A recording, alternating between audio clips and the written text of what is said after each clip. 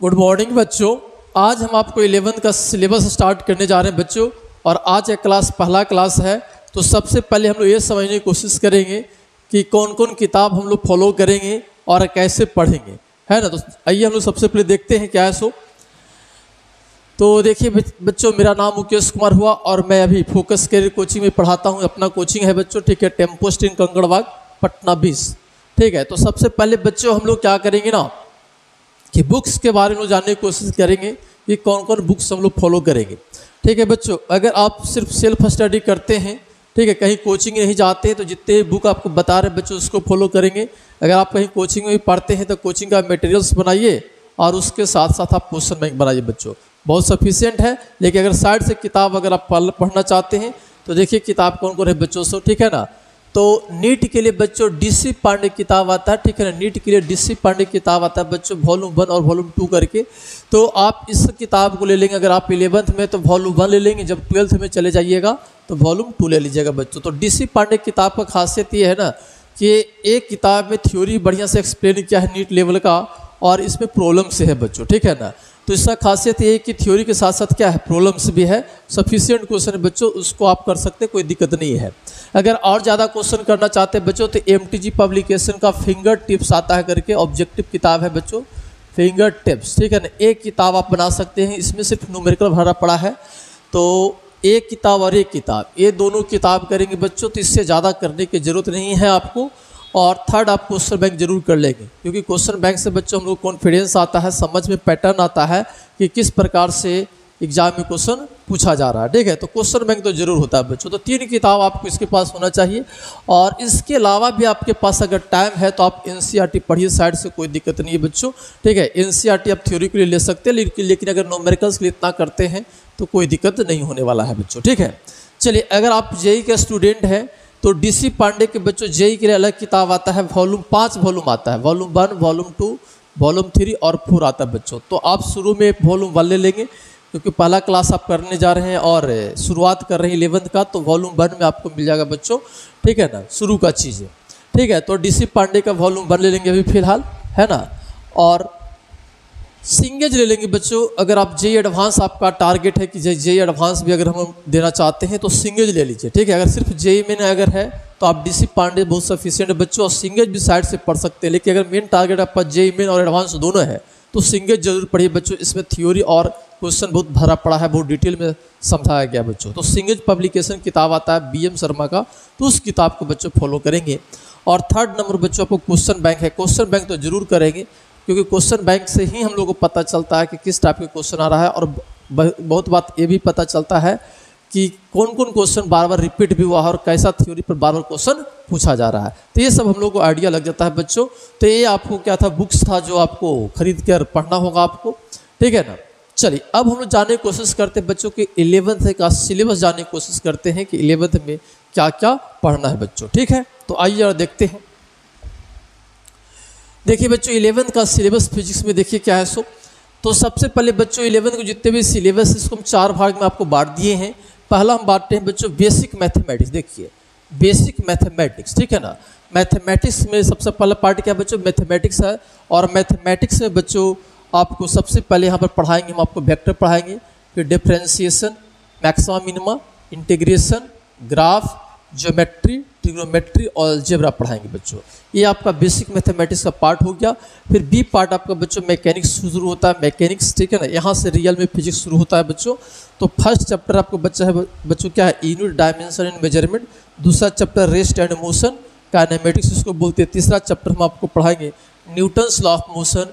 फिर 4 number friction, 5 number work, energy and power, 6 number circular motion, 7 number में आपको पढ़ाएंगे सेंटर ऑफ मास, 8 नंबर में रोटेशनल मैकेनिक्स, 9 में ग्रेविटेशन, फिर एसएचएम जिसको सिंपल हार्मोनिक मोशन बोलते हैं बच्चों, और 11 में हम लोग पढ़ेंगे फ्लूइड मैकेनिक्स, और 12 में पढ़ेंगे मैकेनिकल प्रॉपर्टीज ऑफ मैटर। तो इतने जो चैप्टर 12 जो चैप्टर हम आपको बताएं बच्चों, ये मैकेनिक्स का पार्ट है।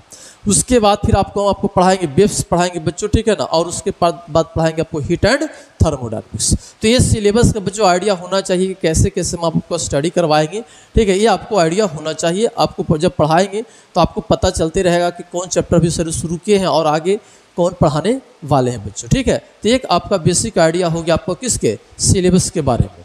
ठीक है, तो सबसे पहले बच्चों हम लोग यहाँ पर पढ़ेंगे बेसिक मैथमेटिक्स। देख रहे हैं ना, बेसिक मैथमेटिक्स। तो सबसे पहली बात विद्यार्थी को ये दिमाग में आता है कि सर आप फिजिक्स पढ़ा रहे हैं तो बेसिक मैथमेटिक्स क्यों पढ़ाते, मैथ क्यों पढ़ाते हैं। ठीक है बच्चों, तो ये जो है ना फिजिक्स जो है ना पूरा आपका क्या है ना मैथमेटिक्स पर ही बेस्ड है। अगर मैथमेटिक्स का बेसिक कॉन्सेप्ट आपको क्लियर है, उसका एप्लीकेशन क्लियर है बच्चों, तो फिजिक्स आपके लिए क्या हो जाएगा, आसान हो जाएगा। चलिए हम आपको एक एग्जांपल समझाने की कोशिश करते हैं कि इसका इंपॉर्टेंस जो है ना फिजिक्स में मैथ का कितना है बच्चों। ठीक है, जैसे मान लेते हैं बच्चों, जैसे मान लीजिए कि एक कोई कंपनी है बच्चों जो गाड़ी बनाती है, मान लो कि बस बनाती, कोई कंपनी है जो बस बनाती है। ठीक है, तो ये बस का डब्बा है जिसमें लोग क्या करते हैं, बैठते हैं, सीट लगा हुआ रहता है बच्चों, इस प्रकार से सीट आपको लगा हुआ रहता है। ठीक है, बस है, ठीक है, सीट लगा हुआ है, इसमें एसी लगा हुआ, फैन लगा हुआ, लाइट लगा हुआ, सब कुछ लगा हुआ बच्चों। लेकिन मान लीजिए कि व्हील जो है ना, व्हील लगाया है या फिर व्हील नहीं लगाया। मान लो कि ये कंपनी जो ना व्हील नहीं लगाया, मान लीजिए सब कुछ लगा दिए, व्हील नहीं लगाया है, तो क्या ये बस चलेगी, नहीं चलेगी, क्योंकि आप लाइट लगा है, सीट लगा है, सब कुछ लगा दे, लेकिन व्हील ही नहीं लगाया है, तो ये बस चलना मुश्किल हो जाएगा बच्चों, चलेगा ही नहीं। उसी प्रकार से आप समझ सकते हैं बच्चों इसका इंपॉर्टेंस मैथमेटिक्स का फिजिक्स में, कि ये मान लीजिए डब्बा जो है जिसको आप मान लीजिए क्या है, फिजिक्स है, इस डब्बा को क्या मान लीजिए, फिजिक्स है बच्चों। ठीक है, तो ये फिजिक्स को चलाना है, अगर ये चलाना है तो इसको चलाने के लिए क्या है ना बच्चों, व्हील का काम कौन करता है, मैथमेटिक्स करता है। कौन करता है बताइए, अब कौन करता है, मैथमेटिक्स बच्चों करता है। ठीक है ना, व्हील का काम कौन करता है, मैथमेटिक्स काम करता है बच्चों। ठीक है, तो आप इसी से अंदाज़ा लगा सकते हैं, इसी से आप अंदाज़ा लगा सकते हैं कि फिजिक्स पढ़ने के लिए मैथमेटिक्स का कितना इंपॉर्टेंस है बच्चों। ठीक है, तो बिना मैथमेटिक्स का फिजिक्स समझना आपके लिए मुश्किल हो जाएगी। हाँ, फार्मूला बेस्ड क्वेश्चन आप कर लीजिएगा, लेकिन अच्छे कॉन्सेप्ट आएगी नहीं बच्चों, तो वहाँ पर मैथमेटिक्स का ही पूरा यूज होता है। तो अगर मैथमेटिक्स का पूरा एप्लीकेशन अगर आप समझ जाते हैं अच्छा से, तो फिर फिजिक्स आपके लिए क्या हो जाएगी, आसान हो जाएगा बच्चों। तो आप समझ सकते हैं कि फिजिक्स चलाने के लिए क्या है, मैथमेटिक्स बहुत ज़रूरी है बच्चों। ठीक है, और मैथमेटिक्स में देखिए आपको 7 पार्ट दिखाए, इतना नहीं का जरूरत है बच्चों। अगर इसका नॉलेज अगर बेसिक रखते हैं तो आपको फिजिक्स समझने में कोई दिक्कत नहीं होगी। तो इसीलिए बच्चों हम लोग क्या पढ़ते हैं, मैथमेटिक्स पढ़ते हैं। ठीक है, तो देखिए मैथमेटिक्स में बच्चों आपको 7 चैप्टर आपको हम लिखाए हैं, तो हम आपको सबसे पहले वेक्टर पढ़ाएंगे। ऐसे किताब अगर आप पढ़ेंगे ना बच्चों, बहुत सी किताब पढ़ेंगे तो आपको ट्रिग्नोमेट्री से शुरू करता है। तो हम बच्चों ट्रिग्नोमेट्री इसलिए शुरू कर रहे हैं कि आपका बेसिक आइडिया आपको कुछ थोड़ा बहुत है ट्रिग्नोमेट्री का, तो हम बाद में शुरू कर देंगे। कुछ नया चीज़ पढ़ाते हैं आपको जो पहले नहीं पढ़ कर आए, इसलिए हम आपको शुरू स्टार्ट किए क्या, वेक्टर स्टार्ट किए बच्चों। ठीक है, तो आइए बच्चों हम अब आपको स्टार्ट करते हैं क्या, वेक्टर।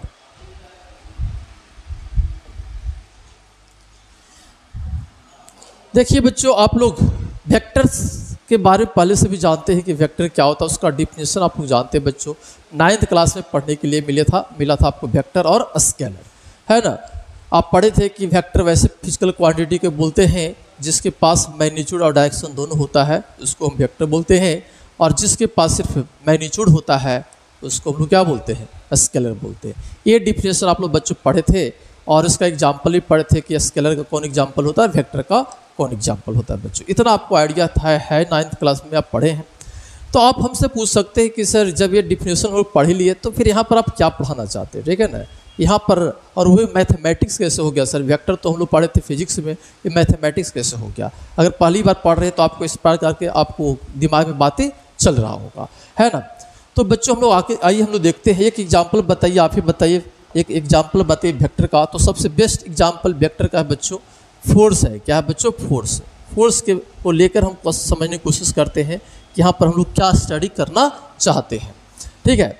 तो फोर्स के पास बच्चों क्या होता है, मैग्नीट्यूड भी होता है और क्या होता है, डायरेक्शन भी होता है। अगर फोर्स की बात करते हैं तो आपको पास क्या उसके पास होता है, मैग्नीट्यूड होता है और क्या होता है, डायरेक्शन दोनों होता है ना। इतना आप जानते हैं। तो चलिए हम आपको यहाँ पर क्या समझाएंगे, आपको कोई एग्जाम्पल समझाएंगे बच्चों। जैसे मान लीजिए कि एक ब्लॉक है, ये आपके पास क्या एक ब्लॉक है बच्चों, ठीक है। क्या है, एक ब्लॉक है, ठीक है ना। चलिए, और इस पर मान लीजिए कि 10 न्यूटन का फोर्स लग रहा है बच्चों, 10 न्यूटन का फोर्स लग रहा है, और इधर लग रहा है 5 न्यूटन का फोर्स। कितना लग रहा है, 5 न्यूटन का फोर्स लग रहा है, ठीक है। अब आपसे पूछा जाए कि बताइए इस बॉडी पर टोटल फोर्स कितना लग रहा है, तो आप यहाँ पर बता देंगे बच्चों, नहीं भी वेक्टर पढ़े तब भी आप बता देंगे कितना, 15 न्यूटन फोर्स लग रहा है। और आप ये बोल सकते हैं कि सर इसी 15 न्यूटन के फोर्स के वजह से बॉडी क्या करेगा, इधर मूव करेगा। ये आप बता सकते हैं बच्चों। चलो ठीक है, कोई दिक्कत नहीं, इसका आंसर आप बता दिए। अब दूसरा एग्जाम्पल लेते हैं। क्या लेते हैं? दूसरा एग्जाम्पल लेते हैं बच्चों। ठीक है, तो दूसरा एग्जाम्पल समझिए क्या करें। सो दूसरा एग्जाम्पल ले देखिए। ये क्या है ना बच्चों, जैसे मान लेते कि ब्लॉक है ना, इस पर फोर्स हम इधर लगाए हैं 10 न्यूटन का। कितना लगाए हैं? 10 न्यूटन का इधर फोर्स लगाए हैं और 5 न्यूटन हम फोर्स इधर लगाए बच्चों, 5 न्यूटन फोर्स इधर लगाए हैं। ठीक है, अब आपसे पूछा जाएगा कि इस बॉडी पर टोटल फोर्स कितना लग रहा है। तो देखिए 10 न्यूटन फोर्स इधर है बच्चों और 5 न्यूटन फोर्स आपका क्या है, इधर है। तो आप बोलोगे सर इस पर ना एक्चुअली 5 ही न्यूटन का फोर्स लग रहा है। कितना लग रहा है बताइए? 5 न्यूटन ही फोर्स लग रहा है, क्योंकि 10 न्यूटन इधर है, 5 न्यूटन इधर है। तो ये 5 न्यूटन इसके 5 न्यूटन कैंसिल कर रहा है, इसलिए आप बता देंगे कि यहाँ पर कितना है, 5 न्यूटन का फोर्स लग रहा है बच्चों। ठीक है, अब तीसरा एग्जाम्पल समझने की कोशिश करिए। तीसरा एग्जाम्पल समझिए क्या कर रहे हैं। सो जैसे मान लेते हैं कि आपका क्या इधर लग रहा है बच्चों 10 न्यूटन का फोर्स लग रहा है और इधर लग रहा है कितना का, 5 न्यूटन का फोर्स लग रहा है। ठीक है, इधर 10 न्यूटन, इधर क्या है 5 न्यूटन। अब आपसे पूछा जाएगा कि बताइए इस बॉडी पर टोटल कितना फोर्स लग रहा है। तो अब बताना आपके लिए मुश्किल हो जाएगा बच्चों। यहाँ तो आप बता दिए कि 5 न्यूटन होगा, यहाँ 15 होगा, लेकिन यहाँ पर 10 और 5 न्यूटन ऐसे लग रहा है, तो आपको बताना थोड़ा मुश्किल होगा कि कितना फोर्स लग रहा है, क्योंकि अभी तक आप वेक्टर नहीं पढ़े हैं। हाँ, अगर आपसे ये भी पूछा जाएगा कि भाई बॉडी किधर जाएगा, ऐसे फोर्स लग रहा है तो बॉडी किधर जा रहा है, तो थोड़ा बहुत आइडिया लग सकता है कि इधर जाएगा सर, लेकिन कितने फोर्स से जाएगा ये बताना आपके लिए अभी क्या है, दिक्कत होगी, क्योंकि आप वेक्टर नहीं पढ़े हैं तो आप नहीं बता पाएंगे बच्चों। ठीक है ना। अब यहाँ पर एक कंक्लूजन निकलता है बच्चों। ठीक है ना, या फिर आपसे पूछा जाए कि बताइए एक बार आप बोल रहे हैं 15 न्यूटन फोर्स, एक बार बोल रहे हैं 5 न्यूटन फोर्स, एक बार बोल रहे हैं कुछ अलग फोर्स आएगा, हम लोग नहीं भी जानते हैं। अगर आप पढ़ लेंगे बच्चों तो इसका आंसर आ जाएगा 5√5 न्यूटन। कितना आ जाएगा? 5√5 न्यूटन आ जाएगा। अगर आप इसको स्टडी कर लेंगे तो आप बता देंगे कि 5√5 न्यूटन होगा। तो आप यहाँ पर बोल सकते हैं ना कि सर 10 न्यूटन और 5 न्यूटन किसी बॉडी पर लगता है, तो 15 न्यूटन भी हो सकता है, 5 न्यूटन भी हो सकता है, 5√5 न्यूटन हो सकता है, या फिर और भी कुछ वैल्यू हो सकता है। इसका मतलब ये है कि 10 + 5 15 नहीं बोलेंगे सर, ये कुछ भी हो सकता है। इसका वैल्यू क्या है, डायरेक्शन पर डिपेंड करता है। तो फोर्स में बच्चों 10 + 5 बोलना, 10 + 5 = 15 बोलना, ये गलत बात हो जाएगी। ये डिपेंड करता है, क्या करता है, ये डिपेंड करता है, ठीक है, कि फोर्स कैसे लग रहा है। ये सब चीज़ें आपको समझ में आया हो क्या कह रहे हैं। सो अगर हम लोग बात करते हैं बच्चों स्केलर की बात करते हैं, इसका एग्जाम्पल ले लेते हैं। मान लेते हैं कि मास ले लिए। क्या ले लिए? मास ले लिए।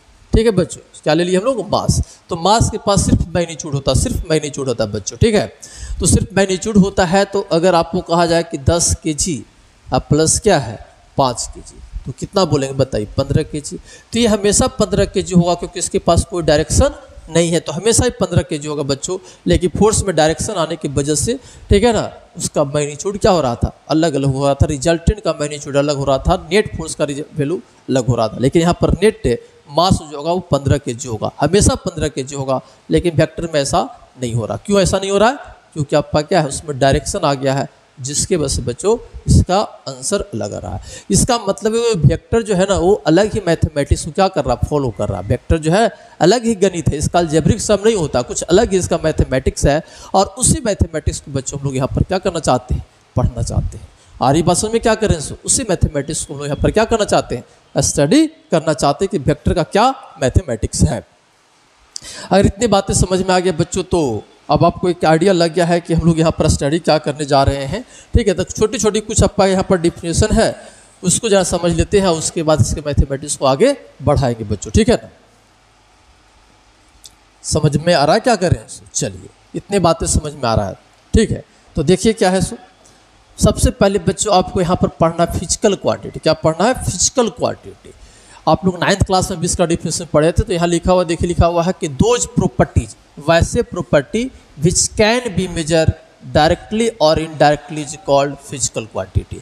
मतलब वैसे प्रॉपर्टी, जैसे मान लीजिए कि पेन है, तो पेन के पास प्रॉपर्टी है कि इसके पास लेंथ है। अब इस लेंथ को आप मेजर कर लेंगे तो आपका लेंथ क्या कहलाएगा? फिजिकल क्वांटिटी कहलाएगा। यानी वैसे प्रॉपर्टी जिसको आप मेजर कर सकते हैं, उसी को हम लोग क्या बोलते हैं? फिजिकल क्वांटिटी बोलते हैं बच्चों। तो अगर इसके लेंथ को मेजर कर सकते हैं तो लेंथ फिजिकल क्वांटिटी हो गया, इसके मास को मेजर कर सकते हैं कितना इसका मास है तो मास फिजिकल क्वांटिटी हो गया, ठीक है। इसके एरिया को मेजर कर सकते हैं तो यहाँ पर एरिया हो गया फिजिकल क्वांटिटी, इसके वॉल्यूम को मेजर कर सकते हैं तो वॉल्यूम हो गया फिजिकल क्वांटिटी, इसके डेंसिटी को मेजर कर सकते हैं तो डेंसिटी क्या होगा फिजिकल क्वांटिटी। यानी जो मेजरेबल होगा वो आपका क्या कहलाएगा फिजिकल क्वांटिटी बच्चों कहलाएगा। आ रही बात समझ में। चलिए डायरेक्टली और इनडायरेक्टली का मतलब क्या है, जो इजीली मेजरेबल होता है उसको डायरेक्टली बोलते हैं, जो एक्सपेरिमेंटली मेजरेबल होता है या फिर लैब में मेजर होता है उसको हम लोग इनडायरेक्टली बच्चों बोलते हैं। लेकिन जैसे भी वो मेजरेबल होना चाहिए तो वैसे प्रॉपर्टीज को हम लोग क्या बोलते हैं फिजिकल क्वांटिटी बोलते हैं, ठीक है बच्चों। अब फिजिकल क्वांटिटी को हम लोग दो पार्ट में डिवाइड किए हैं, एक का स्केलर और दूसरा हम लोग बात किए क्या वेक्टर। यानी फिजिकल क्वांटिटी जो बच्चों है ना दो प्रकार का होते हैं, एक का स्केलर होता है और दूसरा आपका क्या होता है वेक्टर होता है, जो आप लोग पढ़ के भी आए हैं बच्चों, ठीक है। इसका और भी टाइप हम लोग बात करते हैं बच्चों, फंडामेंटल फिजिकल क्वांटिटी और हम लोग क्या बोलते हैं डिराइव फिजिकल क्वांटिटी। जब हम लोग यूनिट डायमेंशन पढ़ेंगे तो फिजिकल क्वांटिटी को हम लोग दूसरे प्रकार से डिवाइड करते हैं, तो एक बोलते हैं हम लोग फंडामेंटल और दूसरा हम लोग बोलते हैं क्या डिराइव। लेकिन वो उसका डिफिनेशन बच्चों हम लोग कहाँ पर पढ़ेंगे यूनिट एंड डायमेंशन। अभी फिलहाल फिजिकल क्वांटिटी के दो प्रकार से बांटे हैं, या फिर हम लोग बोल सकते हैं कि डायरेक्शन के आधार पर, डायरेक्शन के आधार पर फिजिकल क्वांटिटी को दो पार्ट में बांटे हैं, पहला स्केलर और दूसरा क्या हो गया वेक्टर। तो इसका डिफिनेशन हम लोग बच्चों समझेंगे और उसके बाद वेक्टर के मैथमेटिक्स को हम लोग क्या करेंगे आगे बढ़ाएंगे बच्चों, ठीक है। चलिए आगे देखिए। अब देखिए बच्चों क्या है ना स्केलर का डिफिनेशन देखिए, आप लोग पढ़ के आए हैं वही डिफिनेशन यहाँ पर लिखा हुआ है, those physical quantity which having only magnitude. वैसे फिजिकल क्वांटिटी जिसके पास सिर्फ मैग्नीट्यूड होता है उसको हम लोग क्या बोलते हैं स्केलर बोलते हैं। जैसे मास हो गया बच्चों, तो मास में सिर्फ डायरेक्शन मैग्नीट्यूड होता है, डायरेक्शन नहीं होता। अगर मास बोलते हैं तो 10 kg 15 kg, लेकिन इसमें कोई डायरेक्शन नहीं है। लेकिन अगर हम लोग फोर्स बोल देते हैं तो आपको बताना पड़ेगा कि फोर्स का डायरेक्शन किधर है। अगर मान लीजिए कि टेबल है, मान लीजिए कि टेबल रखा हुआ है, हम आपसे बोलते हैं कि बच्चों इस टेबल को ढकेलना है, इस टेबल को क्या करना ढकेलना है, ठीक है। तो इसका मतलब आप समझ रहे हैं कि फोर्स लगाना है। तो आप हमसे दो क्वेश्चन एराइज करेंगे, आप हमसे दो क्वेश्चन एराइज करेंगे। पहला एराइज करेंगे कि सर इसको किधर से ढकेलना है, तो किधर से ढकेलने का मतलब क्या हुआ बताइए कि फोर्स के पास डायरेक्शन था तभी तो आप पूछे हमसे कि इसको किधर से ढकेलना है, ठीक है पहली बात। फिर दूसरा बात ये भी पूछेंगे कि सर कि इसको जोर से ढकेलें कि धीरे से ढकेलें। तो जोर से ढकेलना और धीरे से ढकेलना इसके मैग्नीट्यूड को बता रहा है, ज़्यादा मैग्नीट्यूड लगाना है कि कम लगाना है। इसका मतलब जो फोर्स है बच्चों इसके पास दो चीज़ें था, मैग्नीट्यूड और डायरेक्शन। इसलिए आपने पूछा कि सर इसको किधर से ढकेलना है और जोर से ढकेलना है कि धीरे से ढकेलना है, यानी फोर्स के पास दोनों चीज़ था, इसलिए आप ऐसा क्वेश्चन एराइज किए। लेकिन अगर आपके मास की बात किया जाए तो आपसे कहा जाएगा, ठीक है ना, कि आप मार्केट से मान लीजिए कि आपको कहा जाए कि चीनी लेकर आइए, तो आप हमसे सिर्फ ये पूछेंगे सर कि कितना चीनी लाना है, ठीक है। तो क्यों ऐसा करें, क्योंकि मास के पास सिर्फ क्या है मैग्नीट्यूड है, ठीक है। तो जिसके पास सिर्फ मैग्नीट्यूड होता है उसको हम लोग बोलते हैं स्केलर, और जिसके पास मैग्नीट्यूड डायरेक्शन दोनों होता है इसको वेक्टर बोलते हैं बच्चों। लेकिन 9th क्लास में वेक्टर का ऐसा डिफिनेशन था, लेकिन कुछ इसमें एक और चीज़ें हम लोग यहाँ पर ऐड करेंगे। लेकिन चलिए पहले समझते हैं क्या कर रहा है इसमें, ठीक है। तो यहाँ पर ही लिखा those physical quantity which having only magnitude is called a scalar. जैसे डिस्टेंस हो गया बच्चों, स्पीड हो गया, वर्क डन हो गया, पावर हो गया, इलेक्ट्रिक फ्लक्स हो गया, मैग्नेटिक फ्लक्स हो गया, ये सब जो क्वांटिटी है बच्चों सब स्केलर क्वांटिटी कहलाता है, क्योंकि इसके पास सिर्फ मैग्नीट्यूड होता है। लेकिन अगर हम लोग वेक्टर की बात करते हैं तो वैसे physical quantity, those physical quantity मतलब वैसे फिजिकल क्वांटिटी जिसके पास मैग्नीट्यूड होता है, डायरेक्शन होता है, जो 9th क्लास में पढ़े थे बच्चों। लेकिन अब और भी एक टर्म यहाँ पर ऐड करेंगे, as well as follow the law of vector addition. उसको लॉ ऑफ वेक्टर एडिशन को क्या करना होगा, फॉलो करना होगा, उसी को हम लोग क्या बोलते हैं वेक्टर बोलते हैं, ठीक है ना। तो लॉ ऑफ वेक्टर एडिशन क्या होता है, सर आप क्वेश्चन करेंगे sir law of vector addition क्या होता है, तो उसी लॉ को तो हम लोग आगे पढ़ेंगे बच्चों। अभी देख रहे थे वेक्टर कुछ अलग ही नियम को क्या कर रहा था, फॉलो कर रहा था। तो एक नियम था जो जिसको हम लोग बोलेंगे vector addition, law of vector addition, या फिर कोई किताब में लिखता है बच्चों लॉ ऑफ वेक्टर अलजेब्रा, ठीक है। तो उस लॉ को भी आपको फॉलो करेगा, वही आपका क्या होगा वेक्टर क्वांटिटी कहलाएगा बच्चों। जैसे हो गया डिस्प्लेसमेंट हो गया, वेलोसिटी हो गया, एक्सेलरेशन हो गया, फोर्स हो गया, इलेक्ट्रिक फील्ड हो गया, मैग्नेटिक फील्ड हो गया। इसी प्रकार से बहुत से एग्जाम्पल है बच्चों जो वेक्टर क्वांटिटी है। तो अब वेक्टर में बच्चों आप मैग्नीट्यूड के साथ साथ, मैग्नीट्यूड और डायरेक्शन के साथ साथ आप क्या बोलेंगे, लॉ ऑफ वेक्टर एडिशन को भी फॉलो करना चाहिए। तो उसी को हम लोग बोलते हैं क्या वेक्टर बोलते हैं बच्चों। आर्य भाषा में क्या करें सो अब यहाँ पर एक क्वेश्चन आता है बच्चों इलेक्ट्रिक करंट के बारे में, एक एग्जांपल आती है, बार बार चर्चा होता है कि इलेक्ट्रिक करंट क्या स्केलर है कि वेक्टर है। इलेक्ट्रिक करंट स्केलर है कि क्या है, वेक्टर है। तो देखिए इलेक्ट्रिक करंट के पास बच्चों मैग्नीट्यूड भी है। इलेक्ट्रिक करंट की अगर बात मैं करूँ तो इसके पास क्या है, मैग्नीट्यूड है, ठीक है, और इसके पास डायरेक्शन भी होता है। इलेक्ट्रिक करंट के पास क्या होता है, डायरेक्शन भी होता है बच्चों, क्या होता है, डायरेक्शन भी होता है। लेकिन ये लॉ ऑफ वेक्टर एडिशन को फॉलो नहीं करता। अगर मैं बात करूँ law of vector addition, law of vector addition, तो लॉ ऑफ वेक्टर एडिशन को नहीं फॉलो करता बच्चों, वेक्टर एडिशन को फॉलो नहीं करता है। लॉ ऑफ वेक्टर एडिशन को क्या करता है, फॉलो नहीं करता। अरे बस में क्या करें, सो कौन इलेक्ट्रिक करंट जो होता है लॉ ऑफ वेक्टर एडिशन को फॉलो नहीं करता है। तो यहाँ पर देखिए इसके पास मैग्नीट्यूड भी है, डायरेक्शन भी है, लेकिन लॉ ऑफ वेक्टर एडिशन को फॉलो नहीं करता है, जिसके वजह से इलेक्ट्रिक करंट को हम लोग बच्चों स्केलर के ग्रुप में रखते हैं बच्चों। स्केलर के एग्जाम्पल हो जाता है। स्केलर का मतलब डायरेक्ट ऐड करना, अलजेब्रिक सम करना, ठीक है। तो इलेक्ट्रिक करंट भी बच्चों डायरेक्ट अलजेब्रिक सम होता है। जैसे मान लीजिए कि आपके पास मान लीजिए 5 एम्पीयर करंट है और इधर से आपको आ रहा 10 एम्पीयर करंट, ठीक है ना। तो ये दोनों मिलकर यहाँ पर कितना हो जाएगा, 15 एम्पीयर करंट हो जाएगा। लेकिन ये दोनों वायर के बीच का एंगल 90 डिग्री रखें बच्चों। लेकिन अगर वायर को आप ऐसे कर लो, ऐसे कर लो, इधर से 5 एम्पीयर और इधर से 10 एम्पीयर, तब भी देखोगे बच्चों कि यहाँ से कितना है, 15 एम्पीयर ही करंट आ रहा है। यानी इलेक्ट्रिक करंट के पास मैग्नीट्यूड डायरेक्शन होने के बावजूद भी यह स्केलर इसलिए है क्योंकि आपका क्या है ना, लॉ ऑफ वेक्टर एडिशन को फॉलो नहीं करता है, ये अलजेब्रिक सम होता है बच्चों। इसीलिए इलेक्ट्रिक करंट को हम लोग स्केलर के ग्रुप में रखते हैं। लेकिन अगर आप हायर क्लासेस में जाएंगे ना तो इलेक्ट्रिक करंट को बच्चों टेंसर क्वांटिटी भी बोला जाता है। लेकिन हम लोग के सिलेबस में ऐसा नहीं दिया गया है, तो हम लोग इसको स्केलर के ही क्या करते हैं, कैटेगरी में रखते हैं, स्केलर का ही एग्जाम्पल इसको मानते हैं बच्चों, ठीक है। तो अगर आपसे कोई पूछता है कि इलेक्ट्रिक करंट स्केलर है कि वेक्टर है, तो आप बोलेंगे स्केलर है, क्योंकि हम लोग बोलेंगे कि लॉ ऑफ वेक्टर एडिशन को फॉलो नहीं करता है, जिसके वजह से आपका स्केलर है। अगर ये फॉलो करता तो आपका क्या होता, वेक्टर की कैटेगरी में आ जाता बच्चों, ठीक है। तो एक छोटी सी बातें था इलेक्ट्रिक करंट के बारे में। तो इलेक्ट्रिक करंट क्या बोलेंगे, स्केलर क्वांटिटी। और अगर टेंसर ऑप्शन रहेगा बच्चों तो इसको लोग टेंसर ही बोलेंगे, स्केलर नहीं बोलेंगे, क्या बोलेंगे, टेंसर बोलेंगे। लेकिन हम लोग ये सब चीज़ें नहीं पढ़ना टेंसर के बारे में, सिलेबस में है ही नहीं बच्चों, ठीक है। कोई किताब में थोड़ा बहुत चर्चा भी किया गया, लेकिन सिलेबस में नहीं है, तो इस पर हम ज़्यादा चर्चा नहीं करेंगे। चलिए अब हम लोग बात करेंगे आगे। तो डिफिनेशन तो समझ गए बच्चों के स्केलर किसे कहते हैं और वेक्टर किसे कहते हैं। अब हम लोग वेक्टर के मैथमेटिक्स को क्या करते हैं, आगे बढ़ाते हैं। तो देखिए सबसे पहले यहाँ पर बच्चों हम लोग पढ़ेंगे क्या, general representation of A vector. Vector को हम लोग कैसे रिप्रेजेंट करते हैं। तो वेक्टर को बच्चों हम लोग सबसे पहले क्या करते हैं, दो पार्ट में बात करते हैं। मतलब वेक्टर को दो प्रकार से रिप्रेजेंट करते हैं, एक सिंबॉलिक रिप्रेजेंटेशन और दूसरा होता है ग्राफिकल, जिसको हम लोग क्या बोलते हैं, ज्योमेट्रिकल रिप्रेजेंटेशन भी बोलते हैं बच्चों। तो सिंबॉलिक रिप्रेजेंटेशन में पहला हम लोग पढ़ते हैं टॉप एरो। अरे कोई लेटर है बच्चों, जैसे मान लो ए है, ऊपर एरो लगा दिए, ऊपर क्या कर दिए, एरो लगा दिए बच्चों, ठीक है ना। तो अगर एरो लगा दी है तो ये आपको वेक्टर के रिप्रेजेंट करेगा। ये किसको रिप्रेजेंट करेगा, वेक्टर, क्योंकि इसके पास मैग्नीट्यूड भी होगा और क्या होगा, डायरेक्शन होगा। अगर बी यहाँ पर लिख दिए हैं और ऊपर एरो लगा दिए, इसका मतलब क्या है, ये वेक्टर को रिप्रेजेंट करेगा। सी है, एरो लगा दी, इसका मतलब क्या है, वेक्टर को रिप्रेजेंट करेगा। इसके पास मैग्नीट्यूड भी होगा और क्या होगा, डायरेक्शन भी होगा। अगर एफ है और उसको हम लोग एरो लगा दिए हैं तो हम लोग बोलेंगे कि वेक्टर को क्या कर रहा है, रिप्रेजेंट कर रहा है। अब दूसरा बच्चों सिंबल में लोग आपको क्या करते हैं, बोल्ड फॉन्ट करके ही बात करते हैं। यानी एरो नहीं लगा के क्या कर देगा, लेटर को क्या कर देगा ना, बोल्ड कर देगा बच्चों।